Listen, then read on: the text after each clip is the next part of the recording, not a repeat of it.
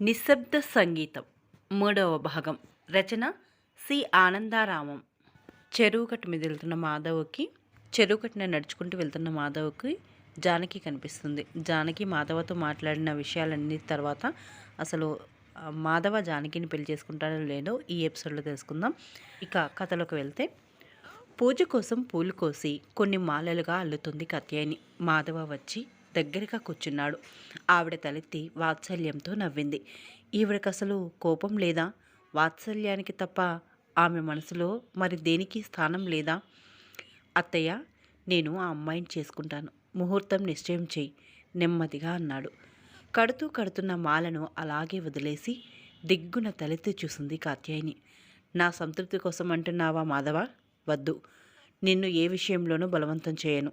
నీ సంతృప్తి కోసం కాదత్తయ్య, నిజంగానే చేసుకుంటాను. కాత్యాయని కళ్ళు తలుపుకొని వెలిశాయి. ముగ్ధుడై చూశాడు మాధవ. ఎప్పుడూ ప్రశాంతంగా ఉండే ఆ కళ్ళల్లో ఇలాంటి మెరుపు ఎప్పుడూ చూడలేదు. ఆ కళ్ళు ఎంతో అందంగా సంతోషంగా మెరిసిపోతున్నప్పుడు మాధవ హృదయం సంతృప్తితో నిండిపోయింది.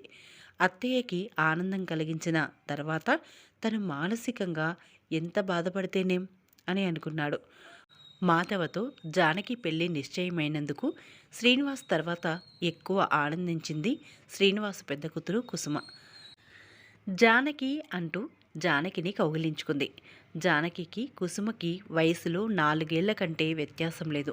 ఆ కారణం చేత కుసుమ జానకిని అత్తయ్య అని పిలవకుండా పేరు పెట్టి పిలుస్తుంది.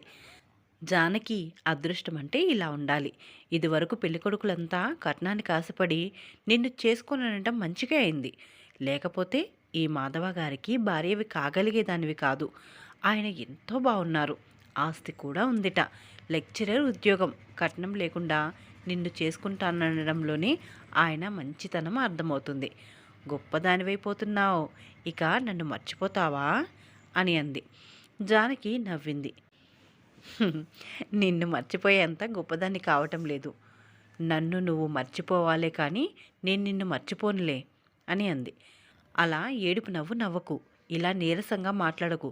సిగ్గుపడుతూ నవ్వాలి, కులుకుతూ మాట్లాడాలి. చీచి, మొద్దవతారం, ఏం తెలీదు. పకపక నవ్వింది కుసుమ. కుసుమ అందమైంది. తాను అందమైన దాన్ననే విషయం ఏ క్షణమూ మర్చిపోదు. కుసుమ నించోటంలో, కూర్చోటంలో, నవ్వటంలో, మాట్లాడటంలో తను అందమైన దాన్నన్న భావం ప్రతిఫలింపచేస్తూనే ఉంటుంది. దానికి తోడు ఏ సమయంలో ఎలా అలంకరించుకోవాలో, ఎప్పుడెలా మాట్లాడాలో, ముఖ్యంగా మగవాళ్ళని ఎలా కవ్వించి తన చుట్టూ తిప్పుకోవాలో బాగా తెలుసు కుసుమకి. ఆ పల్లెటూరికి దగ్గరలో ఉన్న వరంగల్ కాలేజీలో చదువుతోంది. కాలేజీ విద్యార్థులలో ఇంచుమించు అందరూ ఆమె కడగంటి చూపు కోసం, చిరునవ్వు కోసం ప్రాకులాడుతూ వెర్రి వాళ్ళలాగా తిరిగేవాళ్లే. అందరినీ అలా తన చుట్టూ తిప్పుకోవడం ఎంతో సరదా కుసుమకి.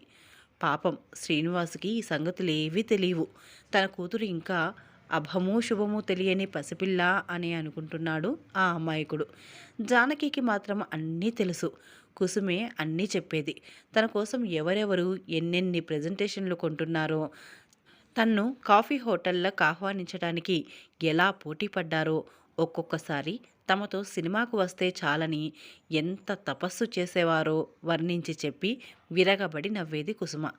కాస్త ముందు వెనకలు ఆలోచించు కుసుమ, ఇలా ప్రవర్తించడం ప్రమాదకరం అనేది జానకి భయపడుతూ. ఏం ప్రమాదం? వాళ్ళందరినీ పిచ్చి కుక్కల్లా నా చుట్టూ తిప్పుకుంటాను అంతే. వాళ్ళ చేత కావలసిన పనులన్నీ చేయించుకుంటాను. ఏ ఒక్కడిని గిరిదాటి రానియను గర్వంగా అనేది కుసుమ. జానకికి ఇక మాటలు దొరికేవి కావు. ఒకవేళ తను ఏమైనా చెప్పినా కుసుమ వినిపించుకోదని జానకికి బాగా తెలుసు. అలమేలుకు చెప్తే కుసుమను మందలించకపోగా ఎదురు జానకికే చివాట్లు తగులుతాయి. ఇక శ్రీనివాస్కు చెప్పే సాహసమే లేదు. కుసుమ ప్రవర్తనను ఆమోదించగలిగినా ఆమోదించలేకపోయినా కుసుమ అంటే పంచ ప్రాణాలు జానకికి. అలమేలు జానకిని అనవసరంగా సతాయించినప్పుడల్లా తల్లి అని కూడా ఆలోచించకుండా అలమేలు మీదకు కస్సుమని లేచేది కుసుమ. ఎవ్వరికీ భయపడని అలమేలు కుసుమ ముందు ముడుచుకుపోయేది. అలమేలు అతి రహస్యంగా కుసుమకు ప్రత్యేకంగా ఏదైనా చిరుతిండి పెట్టేది. అది అందరిలోనూ జానకితో పంచుకొని పకపకా నవ్వేది కుసుమ.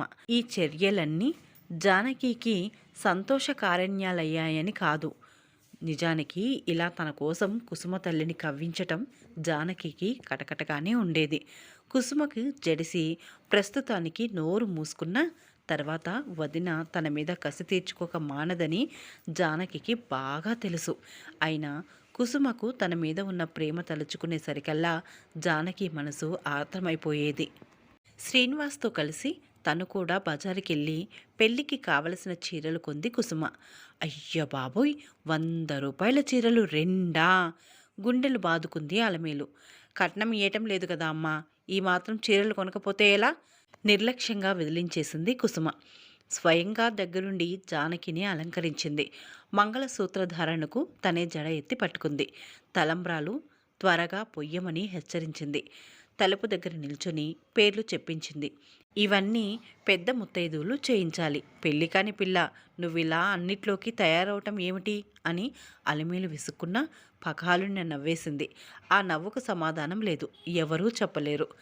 తంతు పూర్తయ్యాక బుగ్గన కాటుక చుక్కతో కొద్దిగా వదిలిన ముఖంతో అలసటగా కూర్చున్న జానకి దగ్గరగా వచ్చి గడ్డం పుచ్చుకొని ఆ ముఖాన్ని పైకెత్తి ఏదో అపూర్వ దృశ్యం చూస్తున్నట్లు కొన్ని క్షణాలు ఆ ముఖంలోకి చూస్తూ కూర్చుంది కుసుమ.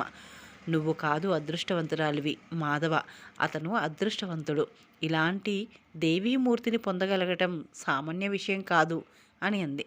ప్రగాఢమైన అభిమానం పొంగి పొరలగా కుసుమను గాఢంగా కౌగిలించుకుంది జానకి.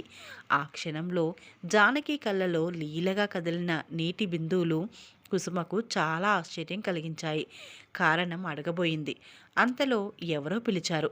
ఆ సందట్లో ఆ విషయమే మర్చిపోయింది. జరిగినదంతా కలలా అనిపిస్తోంది మాధవకు. కానీ పూలతో అలంకరించబడిన మంచము, మధురమైన వాసనలు వ్యాపింపజేస్తున్న ఊదవత్తులు,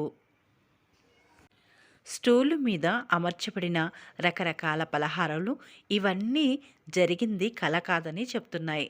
చిత్రం ఏమిటంటే అతని మనసుకిది బాధగా తోచడం లేదు.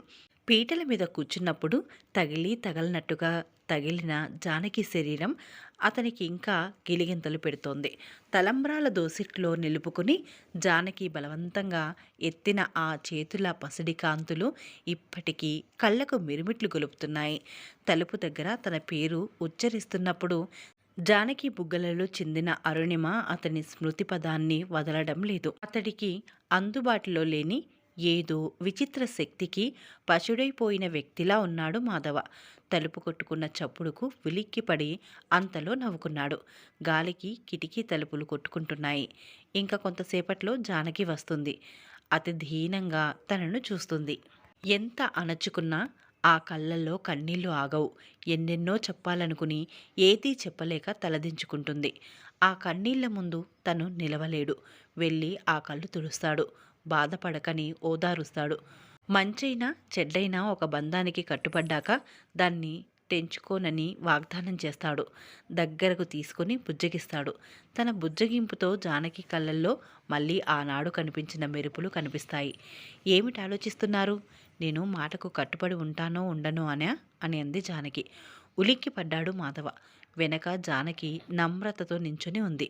తెల్లని చీర, జడలో మల్లెలు, మంగళసూత్రాల గొలుసుతో పాటు ఒకే ఒక ముత్యాల గొలుసు.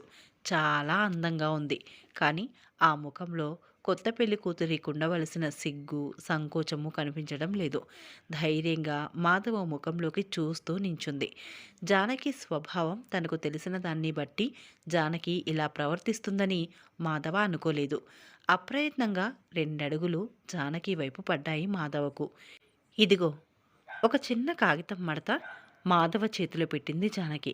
ఒక్క క్షణం అయోమయంగా జానకి ముఖంలోకి చూసి ఆ కాగితం మడత విప్పాడు. శ్రీ మాధవరావు గారికి నాకు భార్యాభర్త సంబంధం ఏమీ లేదు. ఆయన ఎవరిని వివాహం చేసుకున్నా నాకు అభ్యంతరం ఏమీ ఉండదు జానకి అని రాసి ఉంది. మాధవ ముఖం పాలిపోయింది. ఈ మార్పు గమనించిన జానకి లోలోపల ఆశ్చర్యపోయింది. స్థిరంగా మాధవ ముఖంలోకి చూస్తూ ఇప్పుడింకా నాలో అపనమ్మకం ఉండదుగా అంది. మాధవ కొన్ని క్షణాలు అలాగే జానకి ముఖంలోకి చూశాడు. సమాధానం చెప్పకుండా తర్వాత గిర్రున వెనక్కి తిరిగి ఆ కాగితం ముక్కలు ముక్కలుగా చేసి కిటికీలోంచి అవతల పారేశాడు. జానకి తెల్లబోయి చూసింది. ఆ తర్వాత చిరునవ్వుతో, నాలో మీకింత నమ్మకం ఉన్నందుకు చాలా సంతోషం. మీ సంతోషానికి నేనెప్పుడూ అడ్డురాను. మీరు చూపించిన దయకు కృతజ్ఞురాలినై ఉంటాను అని అంది. జంబుకాన క్రింద పరుచుకుని దిండు వేసుకున్న జానకిని చూస్తూ, క్రింద పడుకుంటావా అన్నాడు నీరస స్వరంతో మాధవ. నాకలవాటే, ఇంక మీరు పడుకోండి అంది మామూలుగా జానకి. మాధవ పడుకున్నాడు. కానీ ఎంత ప్రయత్నించినా నిద్ర మాత్రం రాలేదు. అతని శరీరంలోని ప్రత్యనువు తనకు కొంచెం దూరంలో పడుకున్న జానకిని అతి గాఢంగా కోరసాగింది. తప్పేముంది? ఇంతకు ఆమె తన భార్య. తప్పులేదు అనుకోవడంలో అతని కోరికలు మరింత సెగలు రేపాయి. చటుక్కున లేచి కూర్చుని జానకిని చూశాడు. కేవలం ఒక జంబూకాన మీద పడుకుని అప్పుడే నిద్రలోకి జారిపోతున్నది జానకి. ఆమె అంత ప్రశాంతంగా నిద్రపోగలగడం నచ్చలేదు మాధవకి. తను తన భార్య, తప్పులేదు అని ఎంత గట్టిగా అనుకున్నా ఏదో శక్తి అతనికి అడుగు ముందుకు పడనివ్వడం లేదు. మహాప్రజ్ఞాశాలి అయిన శిల్పి మలచిన అపూర్వ శిల్పంలా పడుకున్న జానకి అతడి ఆలోచనలన్నిటినీ ఆవరించుకొని కోటి గొంతులతో ఆహ్వానిస్తోంది. ఇంకా నిగ్రహించుకోవడం అతని శక్యం కాలేదు. నెమ్మదిగా లేచాడు. జానకి పక్కన కూర్చొని మృదువుగా చెక్కిలి మీద చేయి వేశాడు. ఉలిక్కిపడి లేచింది జానకి. ఒక్క క్షణం వింతగా చూసింది. అంతలో సర్దుకుని ఎడంగా జరిగి కూర్చుంది. ఏకాంతంలో ఒక ఆడదానితో ఉంటే సాధారణంగా ఏ మొగాడికైనా పాశవిక ఉద్రేకం చెలరేగుతుంది. కానీ నేను మీరలాంటి వ్యక్తులు కారనుకున్నాను నెమ్మదిగా అంది. ప్రశాంతంగా, అతి శాంతంగానే అన్న జానకి కంఠంలో ఏదో సన్నని వాడి ధ్వనించింది. అది మాధవ గుండెల్లో చుక్కున గుచ్చుకుంది. లజ్జతో తలదించుకుని గబగబా తన మంచం మీదకు వచ్చేశాడు. నాది పాశవిక ఉద్రేకం కాదు. నేను నిజంగా నిన్ను చటుక్కున ఆగిపోయాడు మాధవ. తనది పాశవిక ఉద్రేకం కాదా? నిజంగా జానకిని ప్రేమిస్తున్నాడా? తనకే సమాధానం తెలియని ఆ ప్రశ్నకు జానకికేమని సమాధానం చెప్పగలడు? దిల్లలో తలదాచుకున్నాడు మాధవ. అలవాటుగా తన గదిలో అడుగుపెట్టిన మాధవ ఆ గదిని చూసి ఆశ్చర్యపోయాడు. అది తన గదేనా అని అనుమానం కూడా వచ్చింది. మామూలుగా తను పడుకునే మంచం ఏమైపోయిందో? చక్కని దోమతెన అమర్చిన 2 రోజ్వుడ్ మంచాలు గాలి పరుపులతో పక్కపక్కలా అమర్చి ఉన్నాయి. వాటికెదురుగా నిలువుటద్దం, ఒక పక్కగా టీపాయ్, దానిమీద ఫ్లవర్ వాజ్లో పువ్వులు. ఎప్పుడు తపస్విలా ఉండే అత్తయ్యది ఎంతటి రసిక హృదయం! ఈ మార్పులన్నీ ఎప్పుడు చేయించిందో? పక్కపక్కల ఉన్న మంచాలను చూడగానే ఏదో హాయితో పులకరించింది మాధవ హృదయం. ఇప్పుడేం చేస్తుంది జానకి? తన పక్కనే పడుకుని ఉండగా నిగ్రహించుకోగలగటం తనకు సాధ్యమా? మొదట ఎవరో ప్రశాంత సుందర మూర్తిలా కనిపించిన జానకి పెళ్లి చూపులలో ఏదో అవ్యక్త సందేశం నిలుపుకున్న జానకి ఆ చూపులతో కలిసిన తన చూపులతో పారవస్యాన్ని గమనించగానే అపూర్వమైన మెరుపులు కళ్ళలో మెరిపించిన జానకి ఇప్పుడు తన చుట్టూ తాను కోట కట్టుకుని అందులో మహారాణిలా కూర్చుంది. ఆమె తన భార్య. ఆమె మీద తనకు సర్వాధికారాలు ఉన్నాయి. ఆమెనెంతో గాఢంగా ప్రేమిస్తున్నాడు. ఆమెను దగ్గరకు తీసుకుని తనలో కరిగించేసుకుంటే కాదనే అధికారం ఎవరికీ లేదు. కానీ తన ముఖంలోకి స్థిరంగా చూసే జానకి చూపులతో చూపులు కలిసినప్పుడు తనకు ఒక్క అడుగు కూడా ముందుకు పడడం లేదు. ఆ కళ్ళలో ఆ శక్తి ఎక్కడిది? అతి అమాయకంగా కనిపించే జానకి ఆ శక్తి ఎలా సంపాదించగలిగింది? ఆనాడు తనకి కనిపించిన మెరుపులు మళ్ళీ జానకి కళ్ళల్లో చూడగలిగితే మరుక్షణంలో జానకి ఏం మాట్లాడుతుందో కూడా లెక్క చేయకుండా తన గుండెల్లోకి తీసుకోగలిగేవాడు. కానీ జానకి కళ్ళల్లోని ప్రకాశంలో ఆనాటి మెరుపు కాదు కనిపిస్తున్నది. ఏది? దృఢ నిశ్చయం, అంతులేని స్థిరత్వం. మళ్ళీ ఆ మెరుపులన్నీ ఎలా చూడగలడు తను? అత్తారింట్లో కుడికాలు మోపుతున్న జానకి హృదయంలో ఏదో అవ్యక్త ఉద్వేగంతో ఊగిపోయింది. మనసులో ఎన్నెన్నో స్వరాలు ఘోషపెట్టాయి. ఒక్క నిట్టూర్పుతో ఆ ఘోషనంతా అణిచేసి స్థిరంగా అడుగు లోపల పెట్టింది జానకి. ఆప్యాయంగా తనకు దృష్టి తీస్తున్న కాత్యాయిని సమక్షంలో జానకి కరిగిపోయింది. జ్ఞానం వచ్చి రాని దశలో తల్లి ఆప్యాయత ఏం రుచి చూసిందో అంతే. బుద్ధెరిగిన తర్వాత నిరాధరణ తప్ప అభిమానం అనేది అనుభవానికి దూరమైంది. కళ్ళ నిండా మమకారం నింపుకున్న ఆ రాగమయిని అల్లేసుకుంది అర్థతప్త హృదయానికి జానకి. నాకెవరు దృష్టి పెడతారు అని అంది. లజ్జతో కూడిన చిరునవ్వుతో సిగ్ధస్వరంతో నెమ్మదిగా నవ్వింది. ఎవరి దృష్టి తాకానో ఎందుకు? నా దృష్టి చాలదు. పెళ్లిపీటల మీద నువ్వు కూర్చున్న క్షణం నుంచి నీ మీద నుంచి చూపు తిప్పుకోలేకుండా ఉన్నాను. నీది కేవలం సౌందర్యం కాదు జానకి. ఒక్క అందానికే నేనింత ముగ్ధురాల్ని కాలేను. నీలో ఏదో మాధుర్యం ఉంది. అది నీ కళ్ళల్లో ప్రతిఫలిస్తుంది. అదే నన్నింత ఆకర్షించింది. నేనెప్పుడూ నీలాంటి కోడలు రావాలనే కోరుకునేదాన్ని. కానీ ఆ కోరిక తీరుతుందని ఎప్పుడూ అనుకోలేదు. అసలు దాని గురించి ఆలోచించనే లేదు.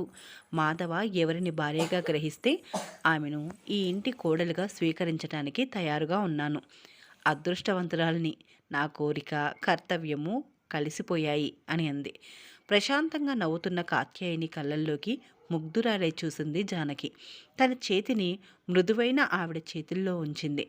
ఆప్యాయంగా జానకి చేతిని గ్రహించింది కాత్యాయిని. ఈవిడ దగ్గర జీవించడం నేర్చుకోగలను. నిండుగా మనిషిలా బ్రతకగలను. నిజంగా అదృష్టవంతురాలిని. అపూర్వమైన చోటికి చేరుకున్నాను తనలో తను అనుకుంది జానకి. వంట మనిషికి సాయంగా వంటింట్లోకి ప్రవేశించి వడ్డన చేస్తున్న జానకిని కాత్యాయిని వారించలేదు. సంతృప్తిగా నిట్టూర్చింది. రాత్రి భోజనం కాగానే కొంతసేపు ఆ ఊళ్ళోనే ఉన్న తన చిన్ననాటి స్నేహితులతో కబుర్లు చెప్పుకోవటం మాధవకు అలవాటు. ఆనాడు అతనికి బయటికి కదలాలనిపించలేదు. కానీ అత్తయ్య ఏమనుకుంటుందో అన్న ఆలోచన రాగానే ఏదో లజ్జలాంటి భావం ఆవరించింది అతన్ని. మనసు వెనక్కి లాగుతున్నా చెప్పులు తొడుక్కొని బయటికి వెళ్ళిపోయాడు. ఎప్పుడూ గంటలు గంటలు కబుర్లు చెప్పే మాధవ 10 నిమిషాలు గడవకుండానే లేచి వెళ్తాను అనడంతో స్నేహితులు పకపక నవ్వారు. వెళ్ళు వెళ్ళు, మేము ఆశ్చర్యపోంలే, అసలు వచ్చినందుకే ఆశ్చర్యపోతున్నాం. రకరకాల వేళాకోళాలు చెలరేగాయి. వాటన్నిటినీ చిరునవ్వుతోనే ఎదుర్కొని ఇంటికి బయలుదేరాడు మాధవ. జానకి ఏం చేస్తుంటుంది? నిద్రపోతూ ఉంటుందా? నిద్రపోతుంటే దగ్గరగా కూర్చొని నెమ్మదిగా చెక్కిలు మీడతాడు. ఉనిక్కిపడి కళ్ళు తెరుస్తుంది. ఆ తత్తరపాటి నుండి తేరుకునే లోపలే ఆమెను ఒకవేళ మెలకువగానే ఉంటే మరీ మంచిది. తన మనసులో ప్రేమంతా చూపిస్తూ మాట్లాడతాడు. ఆమె కళ్ళల్లో నిశ్చలత్వాన్ని కరిగించేసి ఆనాడు తాను చూసిన మెరుపుల్ని మళ్ళీ మొలకెత్తిస్తాడు. భర్తను తిరస్కరించే తీవ్ర స్వభావరాలు కాదు జానకి. ఒకనాటికి కాదు. గదిలో అడుగు పెడుతూనే ఎదురుదెబ్బ తగిలిన వాడిలా ఆగిపోయాడు మాధవ. జానకి తన గదిలో ఉన్న 2 మంచాలలో ఏ ఒక్క దాని మీద పడుకోలేదు. మాధవ గదిని అనుకుని అతనికి ఒక లైబ్రరీ గది ఉంది. అందులో చాలా పుస్తకాలు సేకరించాడు. ఆ గదిలో ఒక పాత నవారు మంచం మీద జంబూ కానపరుచుకొని పడుకొని ఏదో పుస్తకం చదువుకుంటూ ఉంది. ఒక రకంగా అడుగులు ఈడుస్తూ వచ్చాడు. అడుగుల సడికి లేచి కూర్చొని చీర సర్దుకుంది జానకి. ఏ భావమూ ప్రకటితం కాని జానకి ముఖంలోకి చూసేసరికి ఒళ్ళు రగులుకుపోయింది మాధవకు. ఏం పలకరించకుండా పడుకోమని పౌరుషంగా హెచ్చరించింది. కానీ మనస్సు శరీరాన్ని ఆవరించుకున్నాయి. అతనికి ఊపిరాడనివ్వని బలమైన వాంఛ ఆ పౌరుషాన్ని నిలవనీయలేదు. అక్కడ పడుకున్నావేం? మృదువుగా అడిగాడు. జానకి ఇబ్బందిగా కొంచెంసేపు చేతి గోళ్ల వంక చూసుకుని కపిత స్వరంతో అంది. మీకు తెలుసు, పిన్నిగారి దగ్గర పడుకుంటే ఆవిడ బాధపడతారు. అందుకని తర్వాత ఎప్పటికో తెలుస్తుంది. కానీ ఇవాళే తలుపులు వేసేస్తాను, మీకేం చికాకు కలగనివ్వను అని అంది. జానకి దగ్గరగా వెళ్ళి టపటపా లెంపలు వాయించాలన్నంత ఉక్రోషం వచ్చింది మాధవకు. మరి పడుకోకపోయావా? మీకేమైనా కావాలేమోనని అని అంది. ఆహా, పతిభక్తి! వెటకారంగా నవ్వాడు మాధవ. ఆ వెటకారం జానకిని గుచ్చుకుంది. అయినా గంభీరంగా సమాధానమిచ్చింది. పతిభక్తి కాదు, స్వామి భక్తి. నేను ఇప్పటి దాసిని. ఆనాడు మీరు నా ప్రార్థన మన్నించి ఈ దాసి మెడలో మాంగల్యం బంధించినంత మాత్రాన ఒక గృహిణిగా అధికారాలు చెలాయించడానికి సిద్ధపడను అని అంది. గతుక్కుమన్నాడు మాధవ. ఈ ఆరోపణలకు చటుక్కున ఏ సమాధానమూ అతనికి దొరకలేదు. మంచినీళ్ళు అక్కడ పెట్టాను. ఏమైనా కావాలా? కంఠంలో ఏ ఉద్వేగము ధ్వనించకుండా మామూలుగా అంది జానకి. మాధవ పెదాలపై చిరునవ్వు వెలిసింది. ఇవాళే ఈ ఇంట్లో అడుగు పెట్టావు, అప్పుడే అన్నీ తెలిసిన దానిలా మాట్లాడేస్తున్నావు. మంచి సేవకులు తమ పనులు శీఘ్రంగానే అర్థం చేసుకోగలరు అని అంది. మాధవ ముఖం మలినమైంది. అలా మాట్లాడకు జానకి, ఉన్న విషయం చెప్తున్నాను అంతే. జానకి నవ్వేసింది. లేచి మాధవ్ తన గదికి మధ్య ఉన్న తలుపులు వేయబోయింది. ఒక మాట, ఆలస్యం చేస్తే ఆ తలుపులు మూసుకుపోతాయేమోనన్నట్లుగా గాబరాగా అన్నాడు మాధవ. జానకి తలుపు చెక్క మీద చేతిని అలాగే ఉంచి ఒరిగి నించొని ఏమిటన్నట్లు చూసింది. మంచికో చెడ్డకో పెళ్ళి జరిగిపోయింది. ఇప్పుడింకా మనం ఈ బంధం నుండి విడిపించుకోవాలనుకున్నా విడిపించుకోలేం. అందుకని ఎంత మామూలుగా పలకాలన్నా అతని కంఠం కంపించింది. జానకి కిలకిలా నవ్వింది. బిత్తరపోయి చూశాడు మాధవ. జానకి నవ్వు ఆపి, నేను ముందే చెప్పాను, ఈ బంధం మిమ్మల్ని ఏ విధంగానూ కట్టిపడేయదని. ఈ బంధానికి మీరు విలువ ఇవ్వనక్కర్లేదు. పడుకోండి. జానకి గంభీరంగానే అన్న ఆమె స్వరంలో నవ్వులు చిందుతున్నాయి. దెబ్బతిన్న వాళ్ళ దీనంగా చూశాడు మాధవి. జానకి తలుపులు మూసేసింది.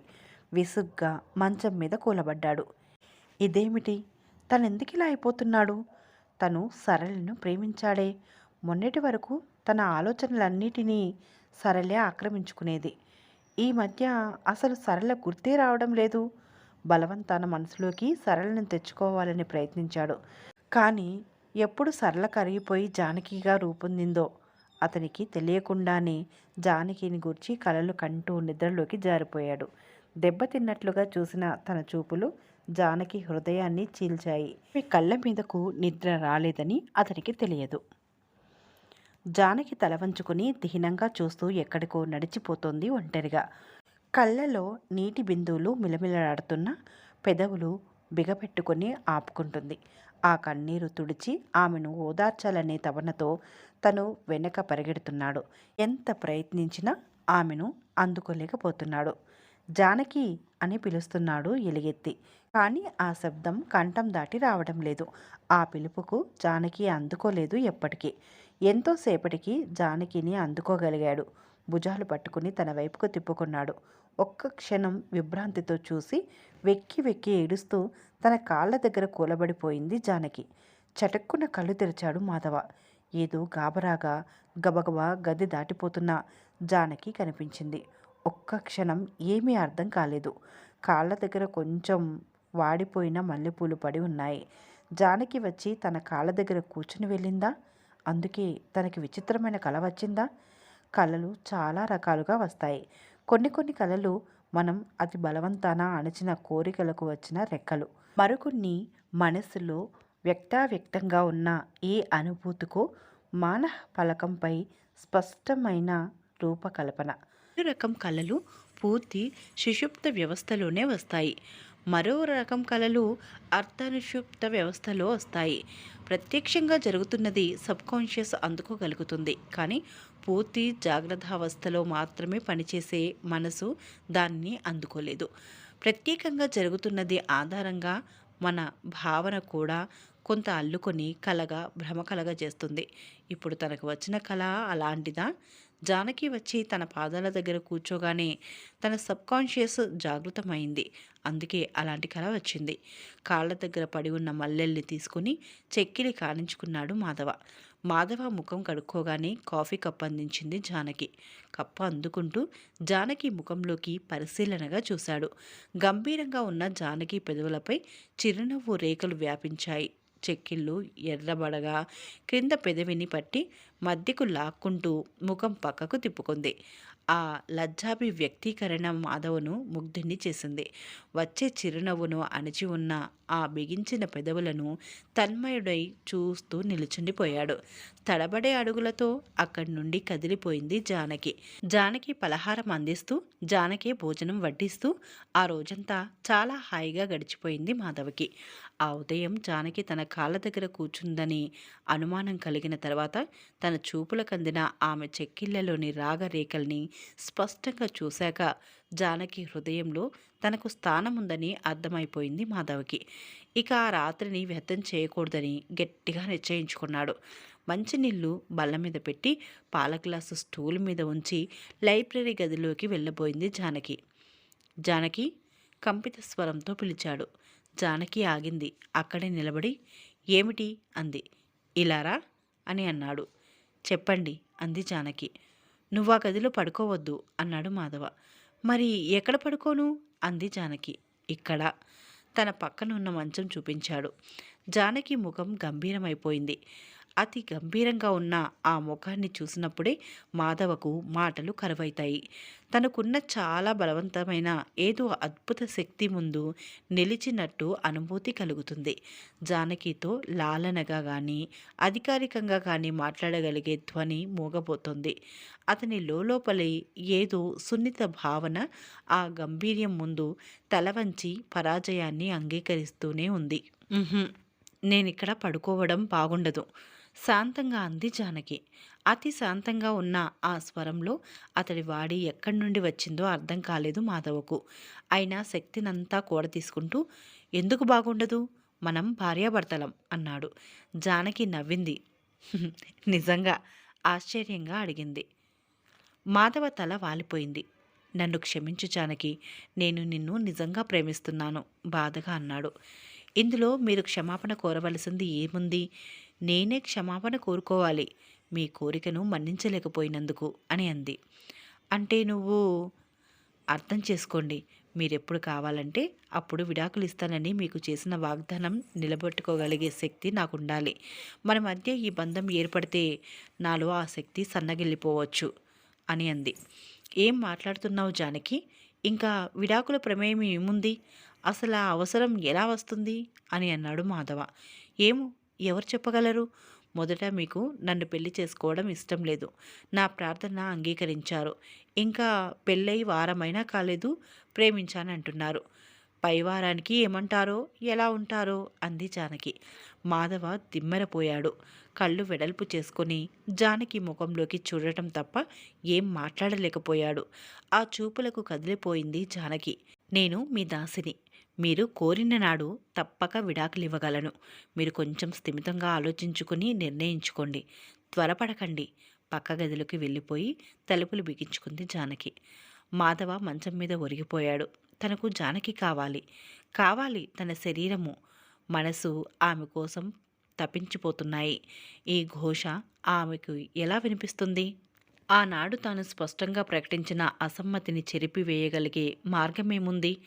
అంత స్పష్టంగా తిరస్కరించి ఆమె ప్రార్థన మీద వివాహం చేసుకొని అంతలో అనురాగం ప్రకటిస్తున్న తనను జానకి చంచల మనస్కుడు అనుకోవడంలో ఆశ్చర్యమేముంది?